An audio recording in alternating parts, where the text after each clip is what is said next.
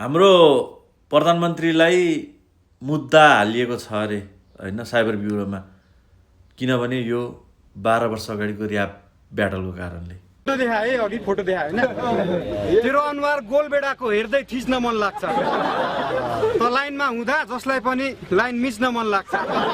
2-4 दिन पर्खी कान्छा तेरो बाउलाई नि मसँग फोटो खिच्न मन लाग्छ। अब ऱ्याप भनेको चिजै त्यस्तै हो नि त। ऱ्याप भनेको अलिकति भल्गर हुन्छ, अलिकति व्यङ्ग्यात्मक हुन्छ, अलिकति प्याच्च भनेको नि हुन्छ। त्यो त पचाउनु सक्नेले हेर्नु पर्यो कि। अब पचाउनु नसक्नेले किन हेर्नु? साझा आफ्नै बाउको भट्टीमा ऱ्याप भनेको यस्तै हुन्छ। जो पाए तैले हेर्ने होइन। अब त्यो भद्र भलासी खालको मान्छेहरू छौ भने किन हेर्छौ त ऱ्याप? नहेर न। अहिलेसम्म त हेऱ्यौ, हाम्रो प्रधानमन्त्रीको हेरेछौ, मुद्दा पनि हालेछौ। अगाडि अरू ऱ्यापरहरूको ऱ्याप गीत चाहिँ नहेर भन्छु है म चाहिँ यो मुद्दा हाल्नलाई चाहिँ। 12 वर्ष अगाडिको कुरा।